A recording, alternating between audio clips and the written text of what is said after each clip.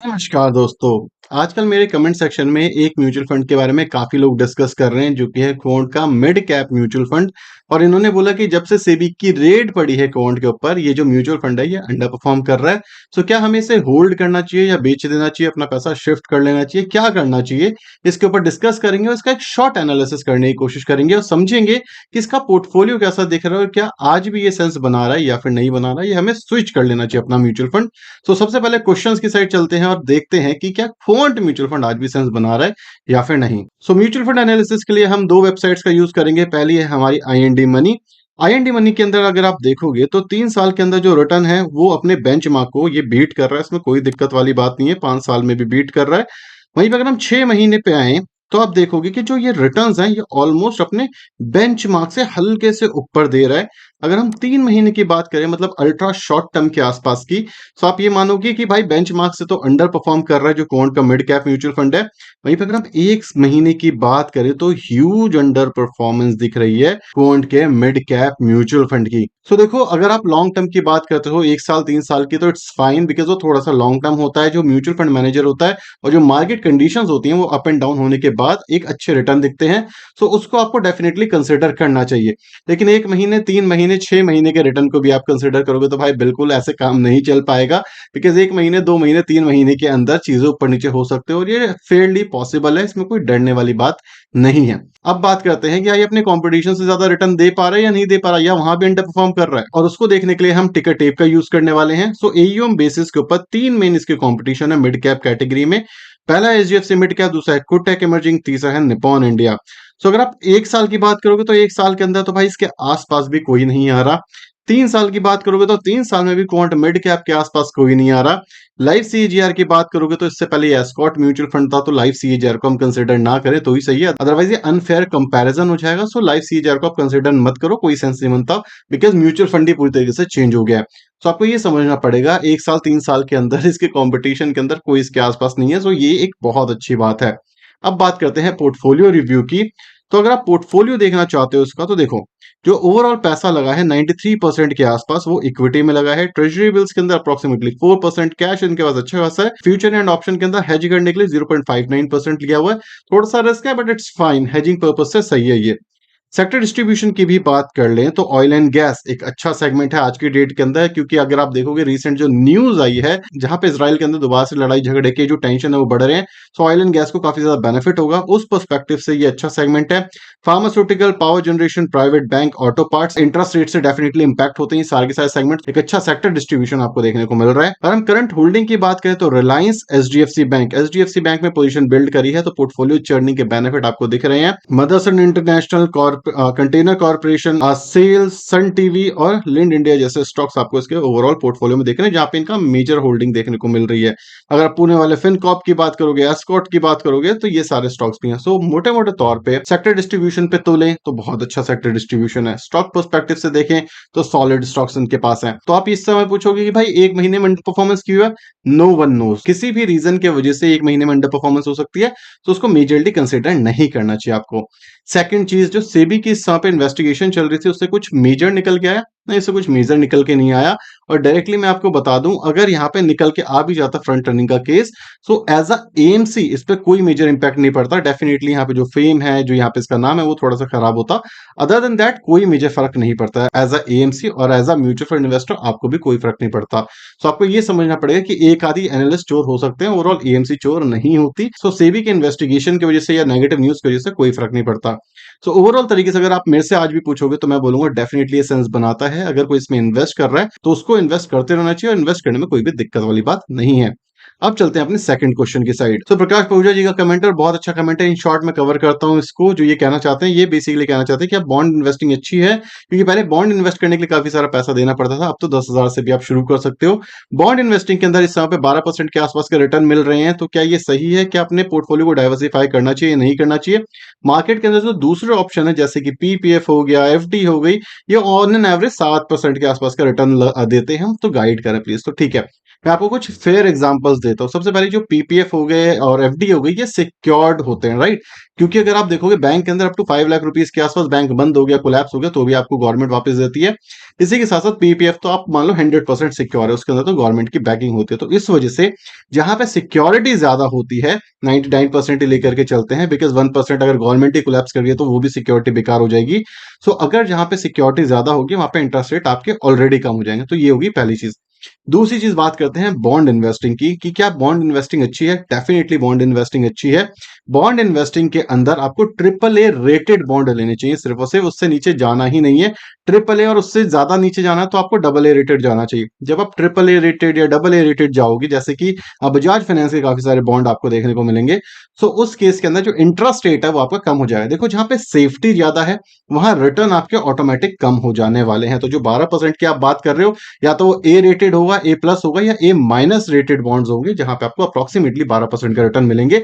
और इसी के साथ साथ ब्रांड वैल्यू भी आप जरूर चेक करना। क्रिसिल एक रेटिंग एजेंसी है जो कि इन सारे बॉन्ड को रेट करती है। आज की डेट के अंदर अगर मैं ऑनलाइन की बात करूं तो गोल्डन पाई एक वेबसाइट, अगर मैं इसका नाम सही से रिकॉल कर पा रहा हूं, कोई रिकमेंडेशन नहीं है, कोई स्पॉन्सर्ड वीडियो नहीं है, आई थिंक वो काफी अच्छे तरीके से बॉन्ड इन्वेस्टिंग करवाती है। सो उसके थ्रू अगर किसी को करना है तो कर लेना चाहिए। अब बात करते हैं कि क्या ये एक्चुअली सेंस बना भी रहा है या नहीं बना रहा। देखो, जो बॉन्ड इन्वेस्टिंग और इक्विटी इन्वेस्टिंग होती है ना, ये दोनों की दोनों को रिलेट होती है अपोजिट वे में। कैसे? जैसे जब मार्केट के अंदर मेजर प्रॉब्लम्स होती है ना, जहां अनसर्टेनिटी होती है, तो बॉन्ड प्राइसेस बढ़ जाते हैं। क्यों? क्योंकि वहां पे सेफ्टी दिखती है, तो ज्यादातर जो पैसा का इन्फ्लो है वो जाता है बॉन्ड मार्केट में। वहीं पे जहां पे सस्टेनेबिलिटी दिखती है इक्विटी मार्केट में, मतलब दुनिया की कंडीशन बहुत अच्छी है, तो जो बॉन्ड मार्केट का पैसा है वो आता है स्टॉक मार्केट में। इस वजह से स्टॉक मार्केट चलती है। आज का सिनेरियो जो है ये बहुत ज्यादा उल्टा है। क्यों? क्योंकि मार्केट भी बढ़ रही है और बॉन्ड प्राइसेस भी हाई हैं इस समय पे। तो ये थोड़ी कॉम्प्लिकेटेड सिचुएशन है, इसके ऊपर किसी दिन डिटेल में बात करेंगे। लेकिन ऐसी सिचुएशन के अंदर भी आपको बॉन्ड इन्वेस्टिंग डेफिनेटली देखनी चाहिए, लेकिन सिर्फ और सिर्फ ट्रिपल ए रेटेड बॉन्ड्स के अंदर ही। लेकिन अगर आप बात करते हो लॉन्ग टर्म इन्वेस्टिंग की, जहां पे आप 5 साल, 7 साल, 10 साल की बात करोगे, तो इक्विटी को कोई भी बीट नहीं कर सकता, अगर आप बॉन्ड को भी कंसिडर करोगे तो भी। लेकिन डेफिनेटली अगर आपका पोर्टफोलियो साइज 10 लाख, 20 लाख, 50 लाख रुपए के आसपास है, तो उसके अंदर आप 5 से 10%, 15%, इवन 20% तक बॉन्ड इन्वेस्टिंग डेफिनेटली कंसिडर कर सकते हो। लेकिन अगर आपका पोर्टफोलियो साइज 10 लाख, 20 लाख से अंदर है, मतलब इससे ज्यादा का नहीं है, सो बॉन्ड इन्वेस्टिंग को मेरे ख्याल से अवॉइड करना चाहिए। देखो, इक्विटी में पैसा बनता है और इक्विटी में ही लगाओगे तो ज्यादा बेनिफिट बनेंगे, और रिस्क आप ले ही रहे हो, तो अगर इक्विटी में ज्यादा पैसा बन रहा है तो वहां पे बनाना मेरे ख्याल से ज्यादा सेंस बनाता है। सो अगर आपका पोर्टफोलियो साइज बड़ा है तो डाइवर्सिफाई करो, अदरवाइज इस समय पे मुझे नहीं लगता इतना ज्यादा डाइवर्सिफिकेशन की जरूरत है। सर आशीष भटनागर जी का कमेंट है, बहुत अच्छा कमेंट है। ये कह रहे हैं, भाई मुझे आपका समझ नहीं आ रहा, कुछ भी वीडियो बना रहे हो, मोटिवेट नहीं कर सकते तो डराओ मत, मैं अनसब्सक्राइब कर रहा हूँ। बिल्कुल आप अनसब्सक्राइब कर सकते हो। मुझे लगता है मैंने आई थिंक सेकंड बार लिया अनसब्सक्राइब वाला क्वेश्चन, बट मेरे को ये क्वेश्चन लेकर के पता है कुछ चीजें मेरे को क्लियर करनी चाहिए। देखो, आपके क्वेश्चन में ना एक चीज थी कि भाई मोटिवेट नहीं कर सकते। देखो यार, अगर आपको मोटिवेशन चाहिए, आई थिंक संदीप माहेश्वरी जी एक बहुत अच्छे स्पीकर, मोटिवेशनल स्पीकर हैं। सदगुरु एक बहुत अच्छे मोटिवेशनल स्पीकर हैं, वहां से मोटिवेशन मिलेगी आपको। वहां से जिंदगी का ज्ञान मिले ना मिले, मोटिवेट जरूर हो जाओगे, और मोटिवेट हो गए तो 10 मिनट बाद वापस से ठोस हो जाएंगी हवा। क्यों? क्योंकि मोटिवेशन ये किसी की दी हुई है, ठीक है? मतलब किसी ने बोला और आप उससे चार्ज अप हो गए। और जब दी हुई मोटिवेशन होती है ना, वो बोरोड मोटिवेशन होती है, तो वहां पे आप ये समझ लो आपकी खुद की नहीं है, आपने सुना तब तक है।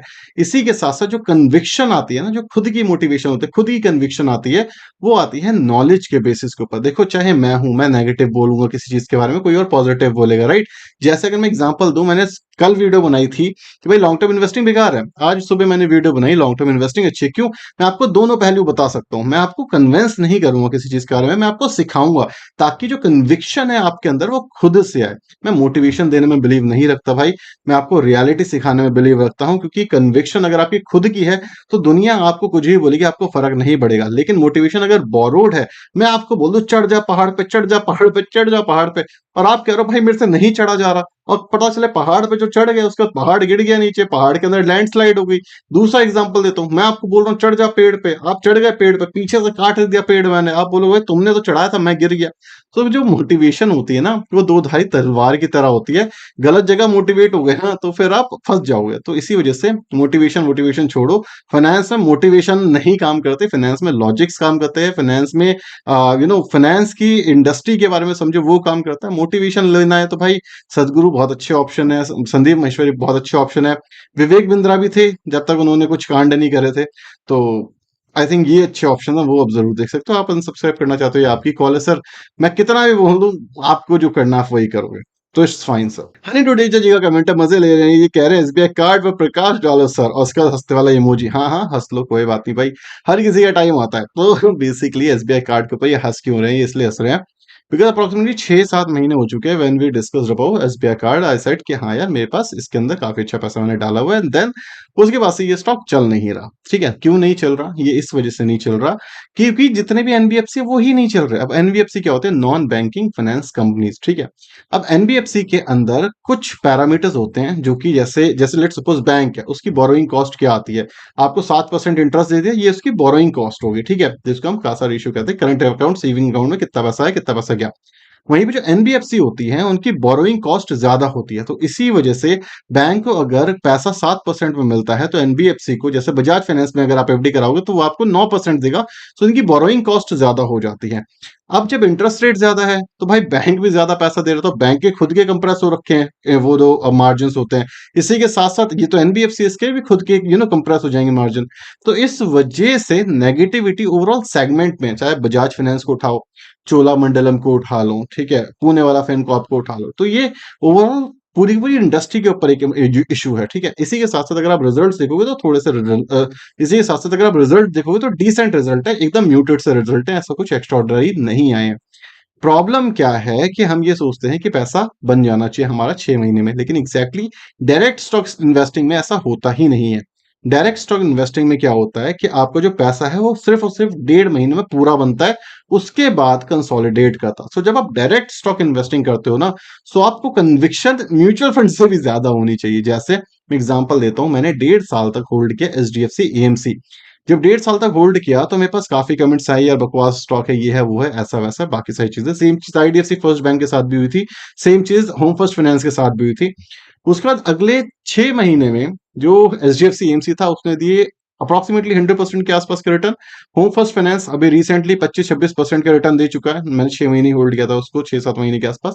जो हमारा आईडीएफसी फर्स्ट बैंक था 1 साल के आसपास होल्ड किया, वो आपको 100% से ज्यादा का रिटर्न दे चुका है। अब ऑल टाइम हाई से 40% पे डिस्काउंट पे गिर रहा है, मतलब गिर चुका है बेसिकली। सो एसबीआई कार्ड भी ऐसा ही है, अगर आप देखोगे अभी अपर साइड मूव करने की कोशिश कर रहा है, लेकिन डाउन साइड में यहाँ पे कुछ है ही नहीं। सो मेरे ख्याल से इंटरेस्ट रेट कट होगा, प्रॉफिट मार्जिन वापस आएंगे, एनपी की प्रॉब्लम थोड़ी सी कम होगी और आपका पैसा बनेगा। और यही तो चाहिए होता है ना, कि एक इंडस्ट्री जो कि ग्रोथ इंडस्ट्री है और उसके अंदर एक मेजर प्रॉब्लम आ गया, आपने पैसा डाला, ये एक आप कह सकते हो वेल कुक स्टोरी बन सकती है जब ये स्टॉक चलेगा। तो आपको, जैसे मैंने अभी एचडीएफसी की कहानी सुनाई, आईडीएफसी फर्स्ट की बैंक की कहानी सुनाई, तो आपको मैं अगली बार जब ये चल जाएगा ना, जैसे अभी मैंने होम फर्स्ट की भी सुनाई, तो मैं आपको दोबारा से एसबीआई की भी सुनाऊंगा कि देखो उस समय पे मैं बोलता था, इस समय पे वो हो गया है, ऐसा है ना। सो ये वही कहानी का एक और छोटा सा हिस्सा होगा। सो आई हैव नो इश्यूज, मेरे ख्याल से बढ़िया स्टॉक है, मैं आज भी होल्ड कर रहा हूँ। मैंने एक सिंगल स्टॉक भी इसके अंदर से नहीं बेचा, इवन मैंने थोड़े से बाय और ही करे हैं। तो ये कुछ क्वेश्चन थे जो इस वीडियो के अंदर मुझे पिक करना था। वीडियो पसंद आई तो प्लीज इस वीडियो को लाइक और चैनल को सब्सक्राइब करना बिल्कुल नहीं भूलना। Thank you so much for watching this video. Tata bye bye, signing of.